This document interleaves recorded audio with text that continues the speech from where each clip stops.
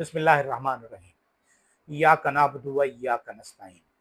अल्लाहुम्मा अइन्नी अला ज़िक्रिका व शुक्रिका व हुस्न इबादत। आमीन। अस्सलाम वालेकुम। मैं हूँ मोहम्मद तस्लीम लंगा और आप देख रहे हैं हमारा यूट्यूब चैनल। आज हम अपनी गुफ्तगू का आगाज़ करेंगे केपीके से और फिर बलूचिस्तान के रास्ते होते हुए हम आएंगे अडियाला।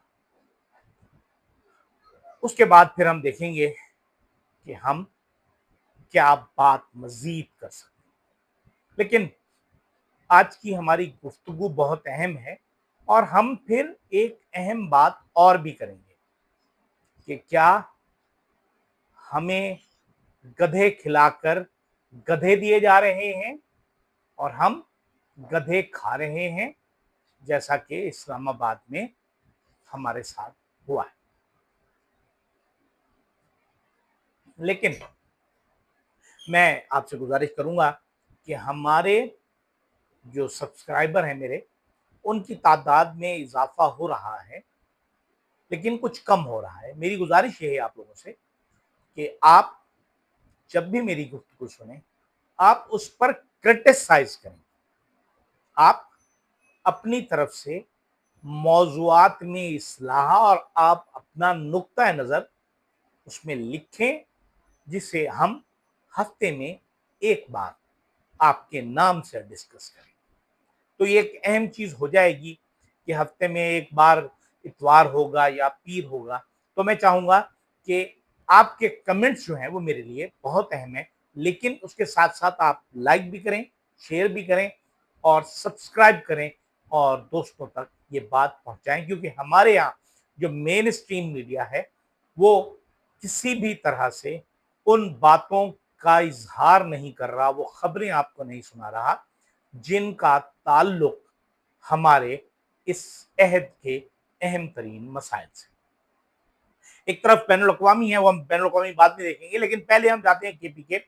वादी तीरा में हमने बात की थी, कल भी बात की थी, परसों भी बात की थी। परसों जिस वक्त हमने प्रोग्राम रिकॉर्ड किया था उस वक्त आई थी ये खबर। कल हमने उस पर थोड़ी सी तफसील से गुफ्तगू की। अब उसमें एक रद्द अमल शुरू हो गया।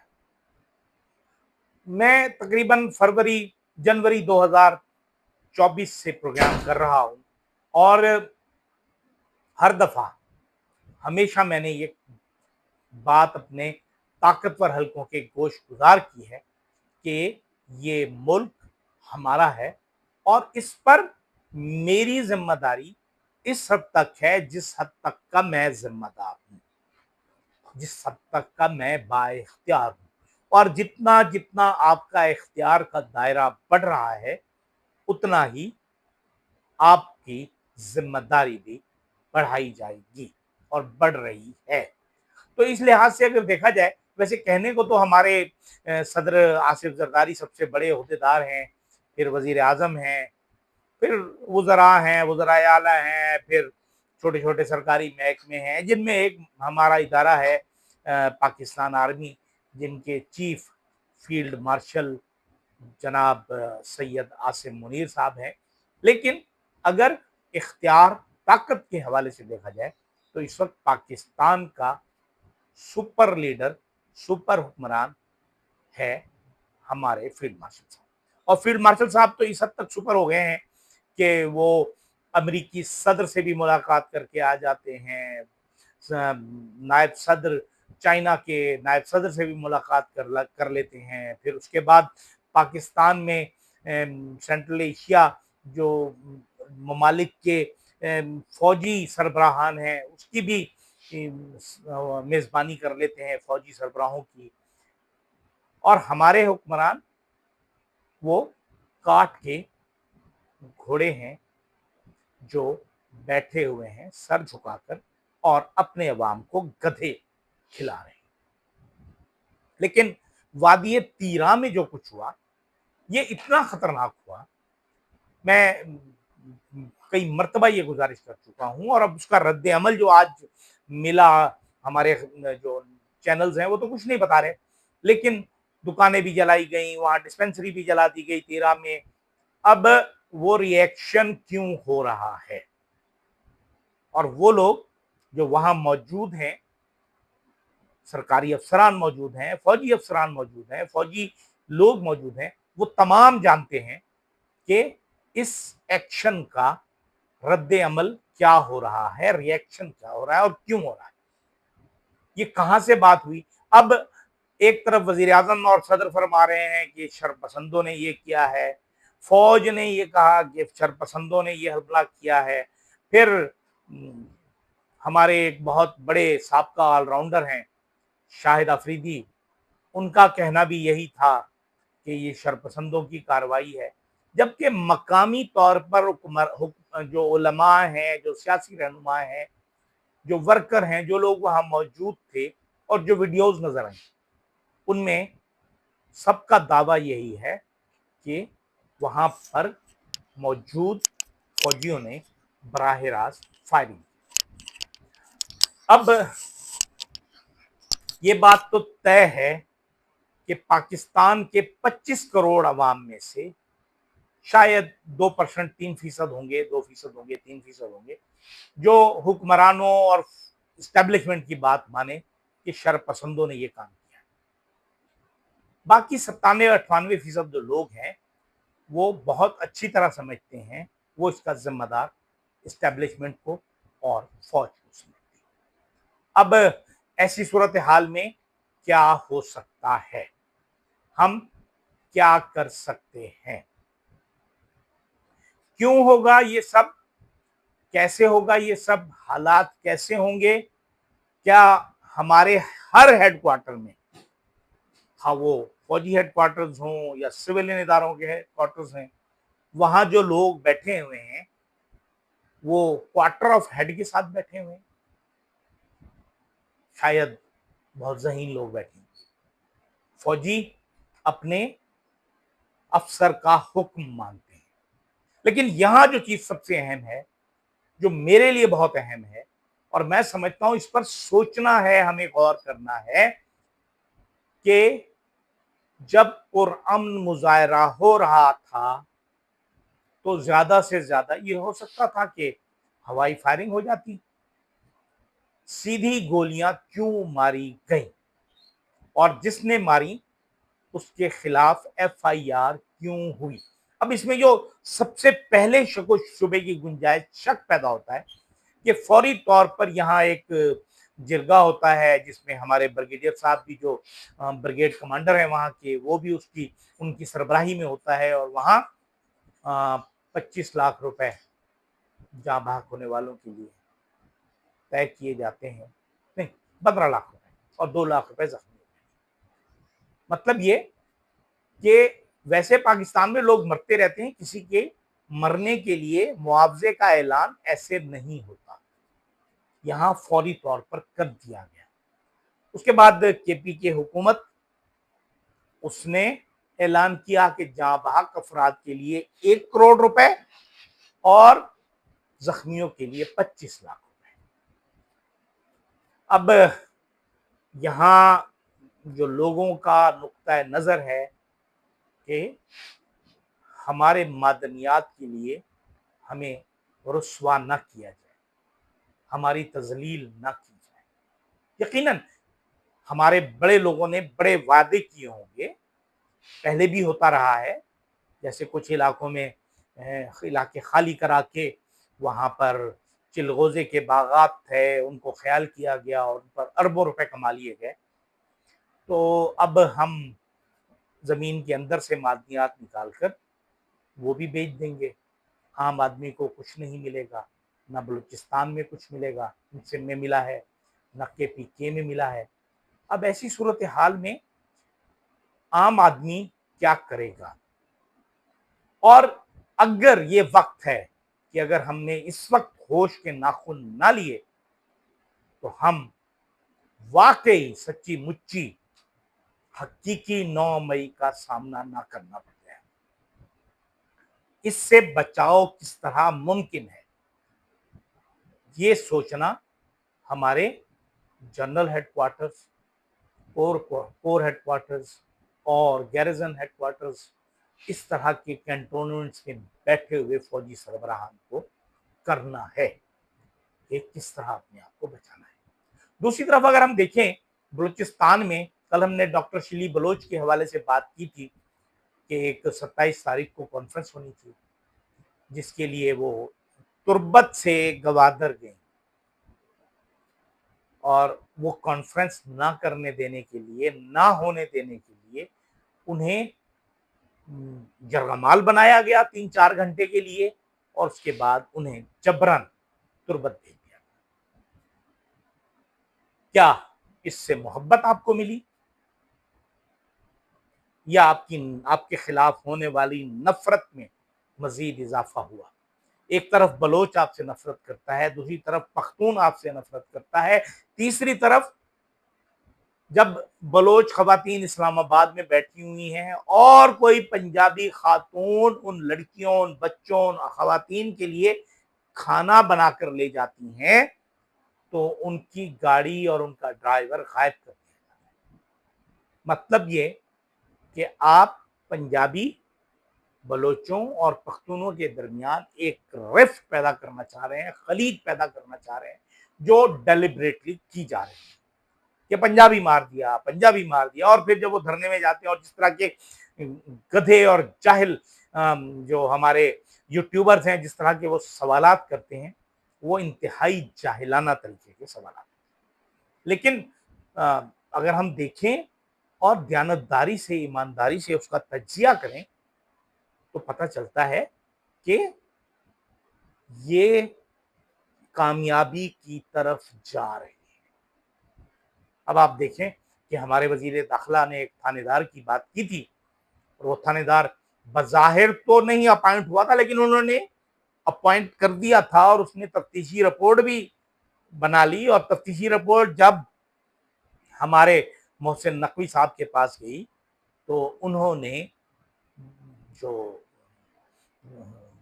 ईरान जाने वाले ज़ायरीन हैं जो रोड के जरिए जाते थे उन पर पाबंदी लगा दी। यानी इस साल ईरान, इराक, शाम जो लोग जाएंगे वो जहाज के जरिए जाएंगे, वो बाई बस नहीं जा सकते, वो अपनी गाड़ी में नहीं जा सकते, बाई रोड नहीं जा सकते। ये तो बहुत बड़ी कामयाबी है और उनके थानेदार ने बहुत बड़ा काम कर दिया। दूसरी तरफ अगर हम देखें कि शाहिद अफरीदी जिन्हें लॉन्च किया गया है इमरान खान के मुकाबले पर, जो कुछ वो कर रहे हैं बज़ाहिर तो लगता है शायद इमरान खान से उनका कोई प्रोफेशनल मुकाबला नहीं, ऐसी कोई बात नहीं। उनकी ना औकात है ना हैसियत है कि वो इमरान खान से मुकाबला कर सकें, ना ही खेल में, ना बॉलिंग में, ना बैटिंग में, ना कैप्टनशिप में, कहीं पे भी उनका कोई मुकाबला नहीं। उनका मुकाबला सिर्फ और सिर्फ ये किया जा रहा है कि उन्हें तैयार किया जा रहा है कि वो केपीके में एक मुतबादिल क़यादत के तौर पर आए। और उन्होंने ट्वीट भी कर दिया है कि जी शरपसंदों की फायरिंग से 3 अफराद हलाक। हालांकि वो खुद उसी इलाके के हैं। ये उन्हें सोचना चाहिए था कि अपने इलाके से लोगों से पता कर लेते कि ये कौन लोग हैं, किसने फायरिंग की, और फिर अगर आपको किसी ने ये राग दे दिया है कि आपको चीफ मिनिस्टर बना देंगे या आपको प्राइम मिनिस्टर बना देंगे तो उसके लिए भी बड़ा तवील सफर है, बहुत तवील फासला आपने तय करना है। महाराज दूसरी तरफ अगर हम देखें बैनुल अक़वामी तौर पर तो हमारे फील्ड मार्शल साहब लगे हुए, चाइना में भी गए, यहाँ सेटकॉम की जो फौजियों के सरबराहान की कॉन्फ्रेंस थी वो भी उन्होंने कर ली।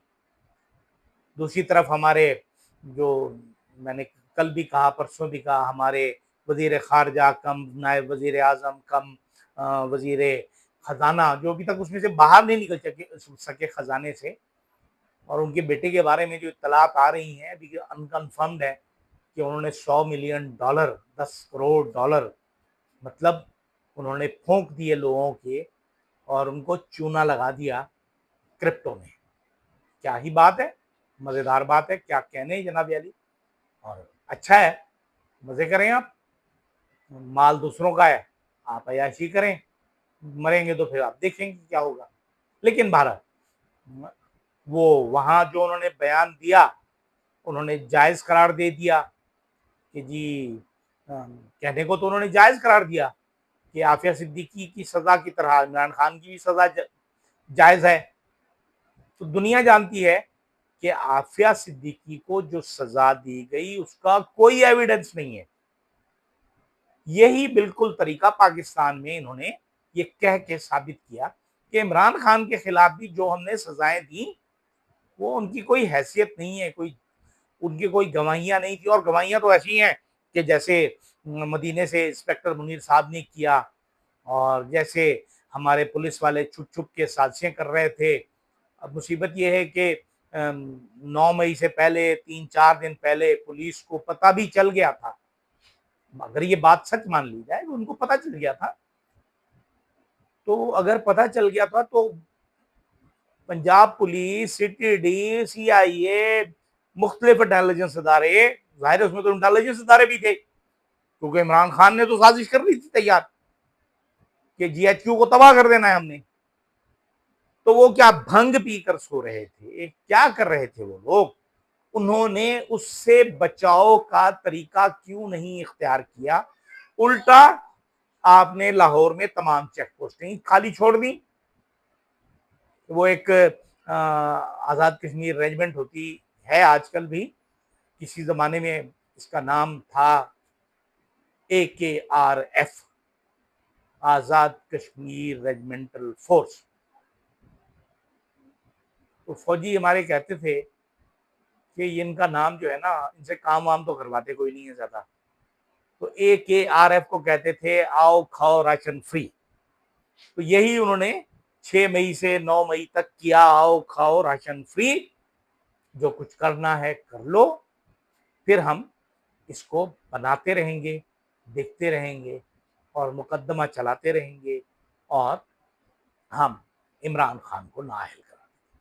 عمران خان کو نااہل قرار آپ لاکھ مرتبہ دے دیں, لیکن یہ بات طے ہے کہ اس وقت ہماری عدالتیں اپنا مقام کھو چکی ہیں, انتظامیہ اپنا مقام کھو چکی ہے, پارلیمنٹ ہماری غلام ہو چکی ہے, وزیر اعظم اور صدر یرغمال بنے ہوئے ہیں, اور اتنے بڑے گدھے ہیں ہمارے صدر کہ انہوں نے ان کی 70ویں سالگرہ پر جو حکومت سندھ نے پرسوں اشتہارات دیے, پاکستان کے ہر اخبار میں ایک فل پیج کلر اشتہار انہوں نے چھاپا, جس میں انہوں نے وہ خوبیاں گنوائیں آصف زرداری کی جو میرے خیال میں تو بھٹو صاحب میں بھی نہیں تھی.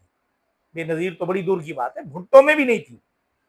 تو وہ خوبیاں ان کی تھیں, لیکن ایک خوبیوں کو بھول گئے کہ انہوں نے پاکستان پیپلز پارٹی کو ذلیل اور رسوا کر دیا. اس وقت قبضہ گروپ ہے پاکستان, دو بڑے قبضہ گروپ ہیں سیاسی جماعتوں میں, ایک پاکستان مسلم لیگ نون اور دوسری پاکستان پیپلز پارٹی. کیونکہ اب کہیں پر بھی یہ کام نہیں ہو سکتا کہ آپ عوام کو دبائیں اور دبا کر اپنی مطلب کے اشتہارات و مطلب کے نتائج حاصل کریں. اب آپ کو فارم 45 47 والا کام بھی مشکل سے کرنا پڑے گا, کیونکہ اب حالات بگڑ رہے ہیں. عزت اسی میں ہے کہ اپنے آپ کو بچائیں, قوم کو بچائیں, پاکستان کو بچائیں, اور اس قوم کو گدھے کھلا کھلا کر اسلام آباد میں اتنے گدھے کھلا دیے گئے کہ اب اسلام آباد والوں کا مزاج بالکل گدھوں جیسا ہو گیا ہے. یعنی ہمارے حکمرانوں کا, عام آدمی کی بات نہیں کر رہا, عام آدمی تو بیچارہ ڈھوئے جا رہا ہے, لیکن ہم پر گدھے بھی مسلط کر دیے گئے. کیا کریں ہم؟